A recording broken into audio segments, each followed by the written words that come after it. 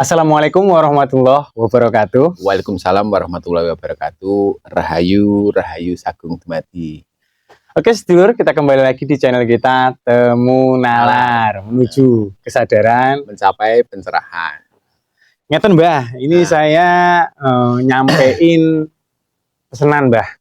Istilahnya request dari para subscriber kita. Iya. Ini kan mendekati semester kedua ya Mbah. Semester kedua di tahun 2024 ya Mbah ya. Jadi mereka menanyakan tentang prediksinya Mbah, prediksi nasib mereka di semester kedua tahun 2024 ini Mbah. Prediksi nasib dan keberuntungan. Ya kurang lebihnya demikian Mbah. Ya, baiklah Kang Ucup, terima kasih untuk para subscriber semua dan para penonton semua yang belum subscribe. Kami mohon untuk subscribe-nya. Pastikan subscribe dulu. Agar channel kita berkembang dengan baik. Kita tambah semangat ya Mbak. Tambah semangat. Terus ini Kang Ucup. Iya Mbak. Kalau bicara masalah prediksi nasib itu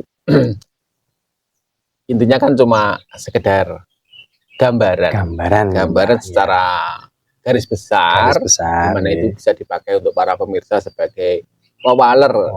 Itu pun dengan catatan kalau bagi yang resonate, karena biasanya bacaan-bacaan seperti ini tidak akan mungkin resonate untuk semua, karena sifatnya general reading.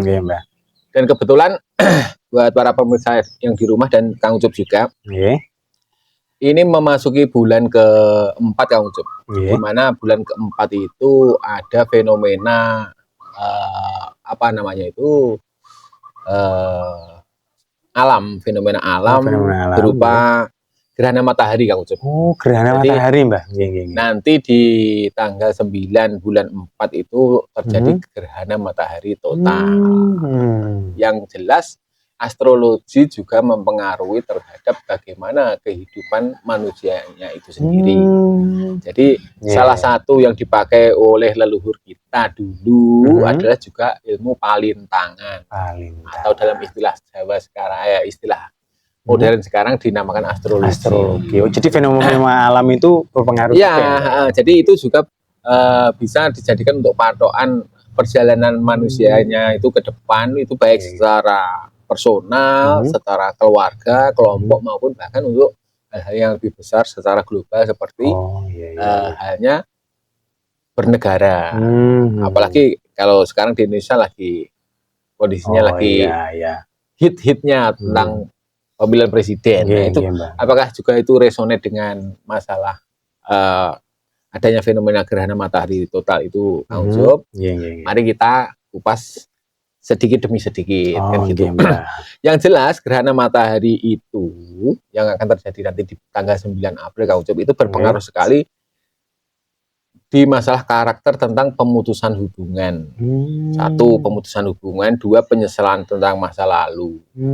Ketiga, tentang penghakiman. Jadi memang itu pengaruh dari gerhana matahari itu memberikan efek secara otomatis dari semesta Kang Ucup, yang berupa pemutusan hubungan atau relasi. Biasanya itu akan merefresh atau meregenerasi satu hubungan yang selama ini mungkin dari sederek sedoyo punya hubungan-hubungan yang toksik.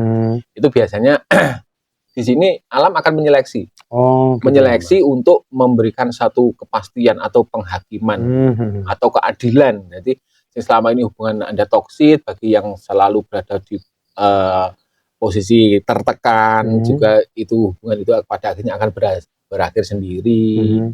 Terus seperti oposisi dan pemerintah yang pada akhirnya di situ juga sing awalnya mungkin terlalu keras untuk bertabrakan, pada akhirnya juga akan rujuk. Itu juga dipengaruhi oleh astrologi juga, oleh fenomena-fenomena alam. Sementara terus di sisi lain ada penghakiman atau justice di situ. Nah, penghakiman itu penghakiman untuk apa? Penghakiman untuk setiap perbuatan dari manusianya itu sendiri atau makhluk-makhluk itu sendiri, yang pada akhirnya di situ akan mendapatkan satu pengadilan.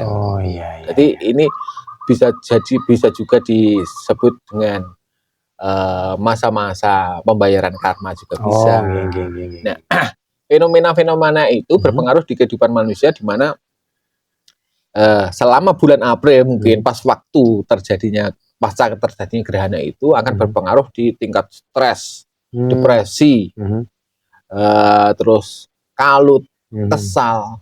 Orang namanya mau terjadi perubahan kan, kalau sing perubahan dari buruk ke baik juga pasti terjadi satu ketegangan. Pastinya, Mbak. Begitu juga sebaliknya kan. Jadi buat para sedulur-sedaya, jangan heran kalau di fase-fase selama bulan mungkin memasuki bulan keempat bahkan sampai nanti mau memasuki bulan kelima, bulan Mei itu kondisi psikologis dari kebanyakan dari para sahabat semua, para penonton dan subscriber kita semua khususnya itu akan terjadi satu tekanan yang luar biasa. Itu saya kira dialami oleh sebagian banyak penduduk bumi, sebagian banyak manusia, karena itu pengaruh dari lintasan peristiwa semesta itu, Kang Ucep. Jadi, apalagi yang kemarin sebelumnya di bulan Maret itu kan terjadi gerhana bulan juga. Gerhana bulan itu juga berpengaruh. Pada waktu gerhana bulan di bulan Maret kemarin itu, jadi yang paling menonjol di sini adalah satu siklus terjadinya perang keakuan.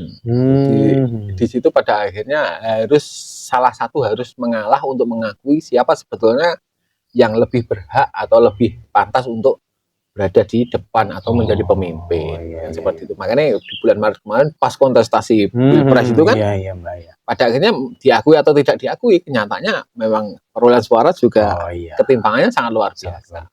Mau menerima atau tidak, kenyataannya memang rakyat sudah memilih seperti itu. Nah, itu juga terjadi di kehidupan rumah tangga. Jadi kalau bulan April itu depresi karena akan terjadi perubahan dari fase satu ke fase yang berikutnya, di bulan Maret itu sebelumnya diawali dengan proses keakuan yang sangat luar biasa. Jadi biasanya kalau hubungan rumah tangga untuk orang-orang yang sudah berjodoh itu, yang satu awalnya pengen mendominasi, tapi kenyataannya dia tidak punya kemampuan, pada akhirnya dia harus mengakui pasangan satunya yang memang layak untuk dominan ya, Mbak ya. Dominan, karena punya kemampuan dan memang punya kapabilitas. Itu.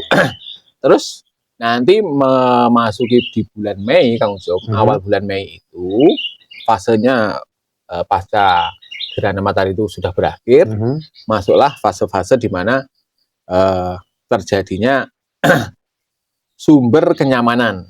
Sumber kenyamanan, terus fase-fase pembelajaran, fase-fase pembimbingan, pendampingan itu sih. Jadi apa itu?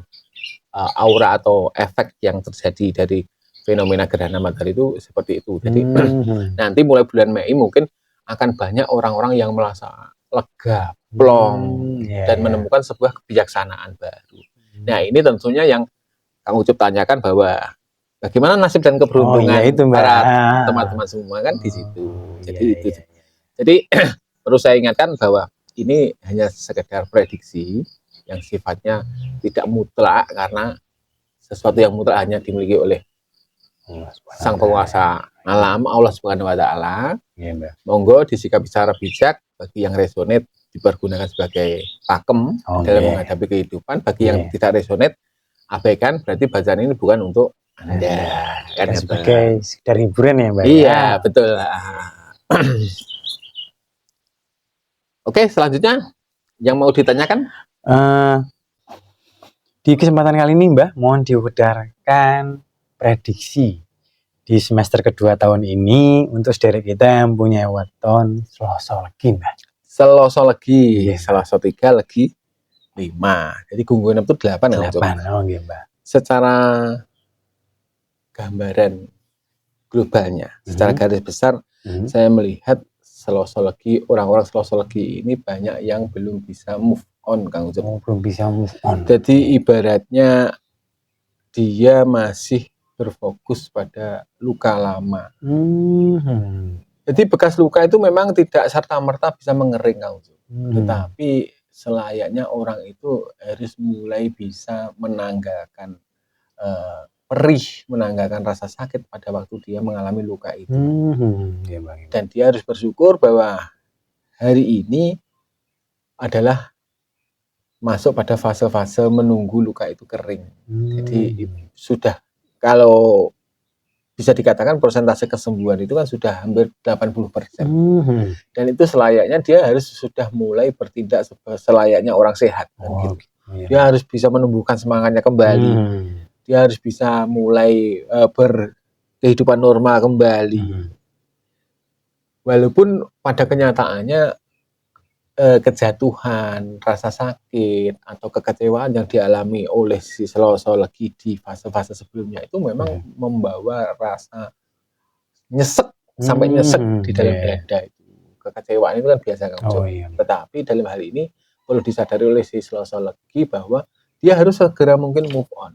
Hidup ini adalah realita, hidup ini ada sesuatu yang perlu diperjuangkan, dan kita harus bergerak di situ, harus benar-benar menjalaninya. Kalau kita tidak bisa move on dan kita terus berkutat pada rasa sakit itu sendiri, pada luka-luka lama itu sendiri, terus mau sampai kapan? Kan seperti itu.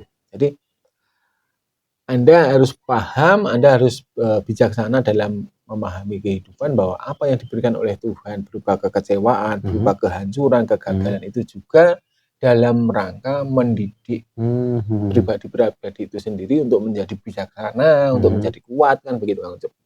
Dan pada akhirnya Anda harus menyadari bahwa hidup itu bukan kompetisi, bukan perlombaan. Bukan berarti sing berangkat hari ini akan sampai lebih cepat. Pastinya, Mbak. Kalau Anda punya semangat, bukan berarti Anda sing hari ini tertinggal dari orang lain itu tidak bisa mencapai finish yang sama dengan orang lain. Bisa jadi saat Anda benar-benar melakukan action, ternyata jalan Anda dipermudah oleh Tuhan dan Anda justru akan sampai pada finishnya dengan lebih cepat. Bisa nyalip yang lain. Jadi seperti buah matang, dia punya momennya sendiri untuk kapan saatnya dia harus matang. Kan seperti itu. Jadi Slosolegi utamanya harus tetap semangat. Semangat. Kalau Anda mau melakukan sesegera mungkin hari ini, tentunya pencapaian Anda akan juga lebih cepat tercapai. Kan seperti itu. Jadi terutama Slosolegi memang harus semangat dan semangat. Seperti itu Kang Ucup. Saya kira cukup. Terima kasih. Demikian sedulur yang punya weton Slosolegi. Pakem dari Mbah Jat, panjenengan harus semangat dan action saat ini juga ya Mbak ya, kalau bisa lebih cepat lebih baik. Demikian, semoga bisa dimanfaatkan di di semester kedua tahun ini. Semoga kesuksesan Anda bisa lebih cepat tercapai. Dan apabila dalam penyampaian kami ada hal yang kurang berkenan, kami mohon maaf. Kita akhiri ya Mbak. Kita cukupkan sekian. Assalamualaikum warahmatullahi wabarakatuh. Waalaikumsalam warahmatullahi wabarakatuh. Rahayu Sagung Dumadi.